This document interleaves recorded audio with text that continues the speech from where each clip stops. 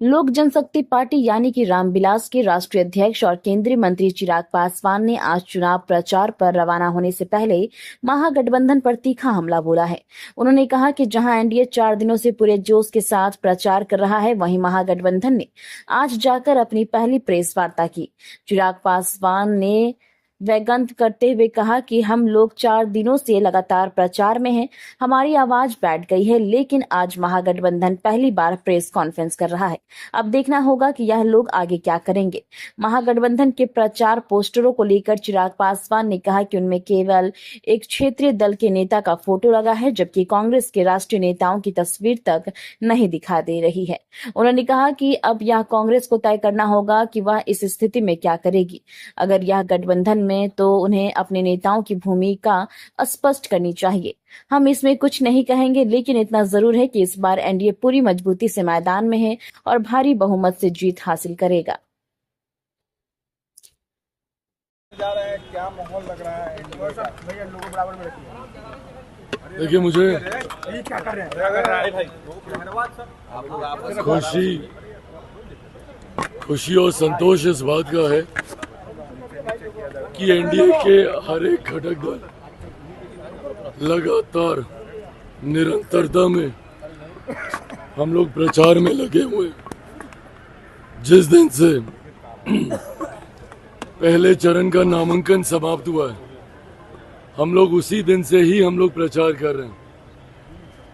आज हालत यह है कि हम लोग का प्रचार करते करते गला बैठ गया है, पर महागठबंधन के लोग अभी तक एसी कमरे से बाहर तक निकलना इन लोगों ने जरूरी नहीं समझा। आज तो इन लोगों की पहली प्रेस वार्ता हो रही है, जिसमें संभवतः ये समझाएंगे, बताएंगे कि शायद गठबंधन में इन्होंने चीजों को सुधारने का प्रयास किया है। पर जिस तरीके से महागठबंधन के घटक दल अहंकार और महत्वाकांक्षाओं की वजह से उन्होंने अपने गठबंधन को ही तिलांजलि देने का काम किया। आज भी प्रेस वार्ता में देख लीजिए, सिर्फ एक ही व्यक्ति का चेहरा उस पूरी प्रेस वार्ता में दिखाई दे रहा है। ये कतई गठबंधन धर्म की मर्यादा का पालन करना नहीं है, ये कतई गठबंधन धर्म निभाना नहीं है।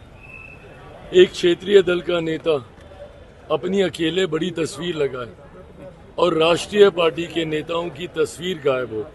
मुझे नहीं पता कांग्रेस इसको कैसे लेगी, नहीं लेगी, बट अब अगर कांग्रेस में अगर इतनी भी हिम्मत नहीं बची है कि इतना बेइज्जत होने के बाद ना सीटों के बंटवारे में उनको सम्मान दिया गया, ना सीटों के चयन में उनको सम्मान दिया गया, और अब तो पोस्टर, बैनर, होर्डिंग से भी उनकी तस्वीर गायब की जा रही है। गठबंधन की तो की वहां तक भी ठीक है, पर अपनी ही पार्टी के राष्ट्रीय अध्यक्ष तक की भी तस्वीर उन्होंने वहां पे लगाना राजद ने जरूरी नहीं समझा।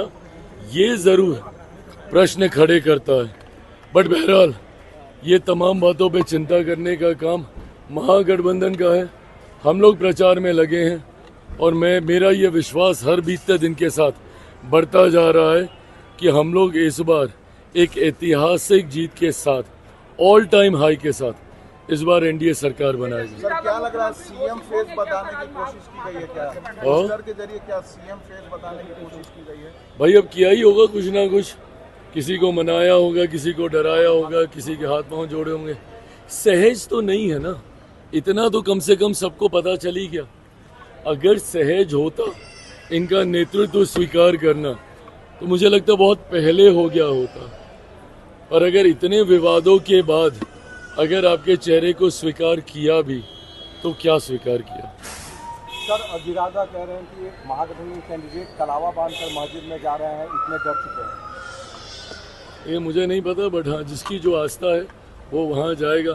अपनी जीत के लिए हर कोई दुआ कामना करता है, पर हाँ, एक बात है कि जीत इस बार हर सीट पे सिर्फ और सिर्फ एनडीए के प्रत्याशी की होगी।